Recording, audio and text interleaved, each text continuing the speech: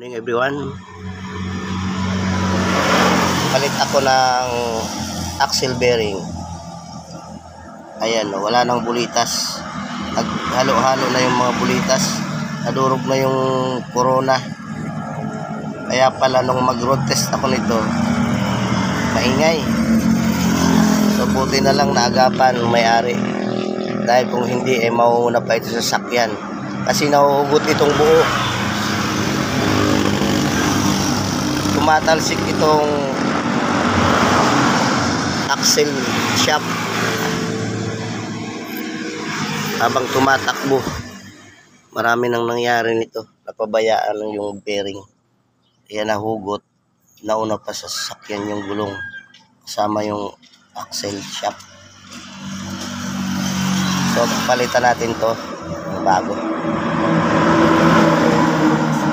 Dadaling ko sa machine shop kasi kailangan i-press ito.